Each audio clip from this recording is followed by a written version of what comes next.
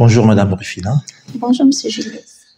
Vous êtes Madame Rufina Mani-Obone. Vous avez été représentante de la CEEAC auprès de l'Union africaine pendant 2 ans. Oui. Vous avez accédé à vos charges après votre prestation de serment en janvier 2021. Nous allons évoquer ici les grandes lignes de votre activité sous la bannière de la CEEAC, parce que vous avez été représentante donc de la CEEAC auprès de l'Union africaine. Nous allons également discuter des défis qui restent à relever dans la dynamique de la collaboration de l'Union africaine avec la CEEAC, une des 8 communautés économiques régionales du continent. Quels indicateurs ou bien quelles sont les grandes lignes qui permettent de dire aujourd'hui que la communauté économique régionale, la CEEAC, fait partie des bons élèves de l'Union africaine? Alors, je voudrais d'abord vous remercier pour cette interview, pour essayer d'expliquer ce qui se passe à l'Union africaine, la position de la CEEAC et, comme vous avez dit, les grandes lignes, les indicateurs de ma mandature en tant que représentante, chef de bureau de la CEEAC auprès de l'Union africaine. Les grands axes qui ont marqué mon mandat auprès de l'Union africaine reposent d'abord, pour commencer, sur les missions principales des bureaux de liaison de la CEEAC auprès des États et de l'Union et des organisations internationales, mais aussi sur les recommandations que vous donne votre patron, et en l'occurrence l'ambassadeur Gilberto da Piedade Verissimo, président de la commission de la CEEAC, qui m'a donc justement fait cet honneur de représenter l'Afrique centrale, la communauté communiste de l'Afrique centrale auprès de l'Union africaine. Et comme je vous le dis, mon mandat a justement été basé sur ces recommandations personnelles aussi du patron, qui disait la visibilité, la crédibilité et l'intégrité de la CEEAC auprès de l'Union africaine. Alors, il faut aussi relever quand même que l'Union africaine, quand on vous envoie en tant que représentant auprès de l'Union africaine, c'est auprès de la Commission, de ses organes, mais aussi des partenaires à Addis Abeba. Parce que Addis Abeba, c'est la capitale diplomatique de l'Afrique. Donc, vous travaillez avec plusieurs partenaires. Alors, au cours de mon mandat, justement, je pourrais citer, pour aller vite, la signature du protocole revisé sur les relations entre l'Union africaine et les CER en novembre 2021, où justement la CEEAC a été l'une des premières CER à signer ce protocole. Parce que le protocole existait déjà en 2008, a été institué en 2008 et il a été révisé en 2021. Et donc la CEEAC a été l'une des communautés économiques régionales à signer le protocole pour sa mise en œuvre. Nous allons aussi parler de la mise en place d'une plateforme de coordination et de collaboration inter-CER, ce qui n'existait pas avant. Depuis la création ou la mise en place des bureaux de liaison, de représentation des communautés économiques régionales auprès de l'Union africaine, et il n'y a pas eu de plateforme d'échange entre CER elles-mêmes. Chaque CER avait sa relation avec l'Union africaine. Donc, ensemble, nous avons pensé qu'il fallait mettre un mécanisme qui permettrait aux CER d'abord d'échanger entre elles et ensuite de porter leur voix sur des dossiers d'intérêt commun auprès de l'Union africaine, pour essayer de parler ensemble, parce que vous n'ignorez pas que les communautés économiques régionales sont les piliers de l'intégration. Les piliers de l'intégration selon le traité d'Abuja de 1991 qui crée la communauté économique africaine. Et c'est dans ce sens-là que effectivement l'Union africaine elle-même fait un peu la promotion des CER en tant que pilier, parce qu'elle a besoin des CER, parce que l'intégration régionale se construit au niveau de 3 axes. Au niveau des États, de 3 niveaux, tant pour moi, les États, les communautés économiques et l'Union africaine elle-même. Donc c'est pour ça que l'Union, en tant qu'organe fêtière, encourage les CER à travailler ensemble, d'où nos relations à l'Union africaine. Alors, c'est dans ce cadre justement que nous avons mis en place toutes les communautés économiques régionales, les 8 présentes à l'Union africaine.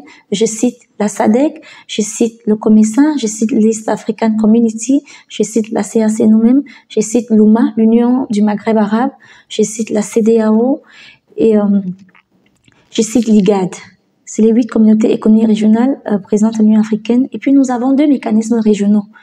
Le mécanisme régional de l'Afrique du Nord et celui de l'Afrique de l'Est, ISF.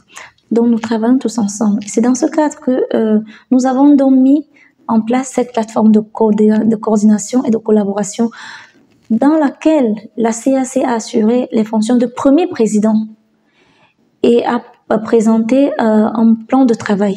Un plan de travail, nous dirons que la plateforme a été institutionnalisée par la signature de sa déclaration en marge de la 5e réunion mi-année de coordination entre l'Union africaine et les CER tenue le 16 juillet dernier à Nairobi au Kenya.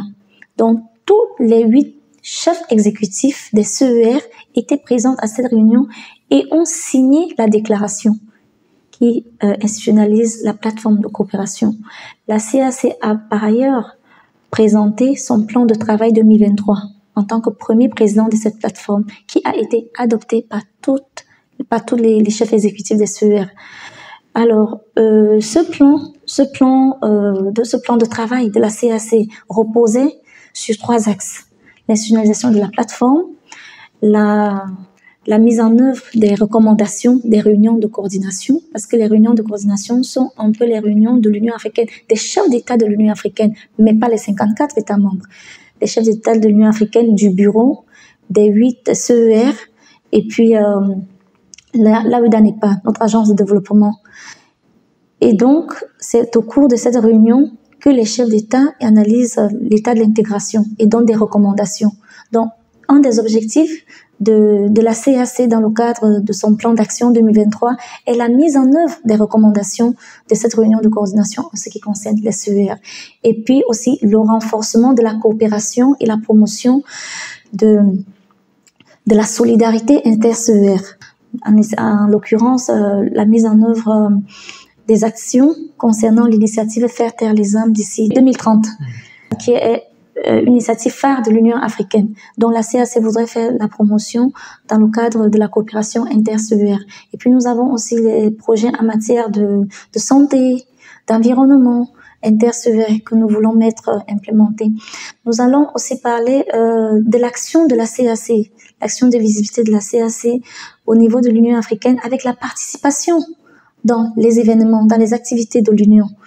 Les activités de l'Union, nous avons eu des formations, par exemple dans le cadre du domaine affaires politiques, paix et sécurité, où les éléments du FOMAC, des éléments de planification en termes civils, police, militaires, ont participé aux formations participent aux formations de la force africaine en attente, qui sont initiées par la Commission de l'Union, département affaires politiques, paix et sécurité. Pour conclure, je dirais que la CAC a retrouvé une certaine visibilité, une crédibilité, l'intégrité au niveau de l'Union africaine. Aujourd'hui, on ne parle pas de réunions ou d'activités sans appeler la communauté économique des États de l'Afrique centrale. Nous représentons déjà les autres CER dans des réunions de l'Union africaine. Je prendrai l'exemple lors de la 2e réunion politique de l'initiative IREC, de la plateforme IREC, qui est la plateforme d'échange de connaissances sur la prévention des conflits et la l'aide rapide. La CAC a été la communauté économique régionale qui a été choisie pour représenter toutes les autres dans cette réunion de haut niveau. La CAC a retrouvé, comme je l'ai dit, vraiment un certain niveau de visibilité au niveau continental. La CAC a été également identifiée comme leader en matière d'environnement. Effectivement, dans le cadre du rapport sur l'intégration. Rapport sur l'intégration régionale, vous savez, les CER étaient évalués par domaine. Et la CAC, effectivement, a été identifiée comme le leader dans le cadre de l'intégration environnementale au niveau continental.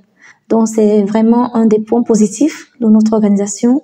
Et vraiment, je peux dire que la CAC fait des efforts pour s'affirmer davantage sur le plan continental. Et c'est vraiment appréciable. Tous ces efforts de la communauté sont appréciables. Nous avons notre 40e anniversaire qui arrive le 18 octobre prochain de cette année. C'est un événement qui est attendu par les autres CER. Les participations au niveau des réunions et des activités de l'Union africaine sont très importantes. Comme je vous disais tantôt, la CAC a été pratiquement toujours présente aux réunions du CPS. Ça, c'est très important, du Conseil de paix et sécurité, que ce soit au niveau des ambassadeurs techniques ou alors au niveau ministériel. Nous avons participé avec le commissaire paix et sécurité et avec le président de la commission de la CAC, l'ambassadeur Verissimo, qui a toujours été là. Donc, nous avons travaillé ensemble, nous avons participé à tous les sommets. Et même, je vous dirais, un des points majeurs aussi de notre passage à l'Union africaine, du moins au niveau de mon mandat, a été l'inscription à l'ordre du jour de la 5e réunion mi-année de coordination entre l'Union africaine et les CER, qui s'est tenue dernièrement à Nairobi le 16 juillet 2023, où la CAC a présenté la coopération entre la CAC et la CEDEAO dans le cadre de la sécurité maritime dans le golfe de Guinée. Alors, la présentation a été faite par son Excellence Ali Bongo Ondimba, président de la République du Gabon et président en exercice de la CAC. Je crois que c'est un point majeur parce que cela prouve déjà la collaboration entre les CER, entre la CAC et la CEDEAO. Parce que le protocole des relations nous permet au CER de pouvoir proposer des points à l'ordre du jour de ce sommet des chefs d'État. Et c'est ce qui a été fait. Et donc, nous avons présenté, et je peux dire avec satisfaction que ça a été une des réussites de ce sommet. Oui, alors, il faut aussi louer les efforts, souligner, je veux dire, les efforts de la CAC dans le cadre du dossier sur la division du travail. Parce que un des dossiers phares à l'Union africaine, c'est la division du travail entre l'Union africaine, les communautés régionales et les États membres. Alors, la CAC participe à l'élaboration, à ce travail. Merci beaucoup.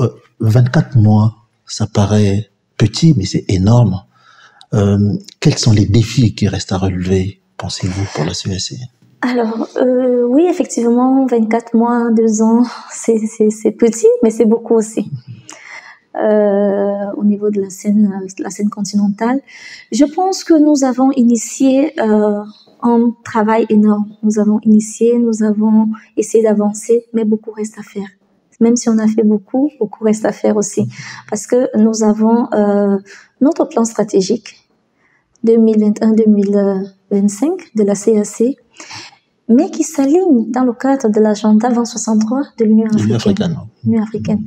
Donc, je pense que la CAC devrait conserver les acquis, les renforcer et multiplier les initiatives, surtout dans le cadre de la présence sur la scène continentale. Parce qu'il faut participer. Pour se faire entendre, il faut participer, il faut y être. Donc, je pense que c'est un des défis majeurs à relever ou à renforcer. C'est vraiment de s'assurer qu'on soit présent et qu'on apporte notre plus, qu'on se fasse entendre la voix de l'Afrique centrale au niveau de l'Union. Parce que c'est en participant qu'on présente nos priorités, qu'on les défend et puis qu'on les fait avancer. Donc, c'est un des défis. C'est un des défis et vraiment, j'encourage notre institution à aller de l'avant, à renforcer sa présence dans tous les domaines d'activité de l'Union africaine, dans tous les organes, avec tous les organes. Renforcer la coopération, c'est la représentation au niveau des activités. Je veux parler de la gouvernance. Il faut renforcer notre position, notre participation dans les activités de gouvernance de l'Union africaine. Nos activités, renforcer les activités dans le cadre de l'initiative Faire taire les âmes. Parce que vous savez, l'Afrique, si nous voulons arriver à l'idéal de l'Afrique que nous voulons, c'est-à-dire une Afrique unie, prospère et pacifique, dirigée par ses propres fils et qui a une place de choix sur la scène internationale, nous devons apporter notre plus-value dans la construction de cette Afrique. Or, la construction va à tous les niveaux et la CAC a son mot à dire. Parce que la CAC, vous voyez, est la communauté qui est au centre de l'Afrique. Donc, elle est très importante pour la construction, la réalisation de l'idéal africain, de l'agenda 2063, de l'initiative Faire taire les âmes. Parce que nous sommes au centre du continent. Et toutes les situations, qu'elles soient positives ou négatives des autres régions, nous touchent. Il y a des conséquences, directes ou indirectes. L'Afrique centrale est concernée. C'est pour cela qu'elle est vraiment un des piliers centraux de l'intégration régionale. Et donc, nous avons besoin d'être forts pour accompagner les efforts des autres au niveau continental. Merci beaucoup, madame. Ça a été un plaisir de vous recevoir sur notre plateau. À très bientôt. Merci, c'est moi qui vous remercie. Merci.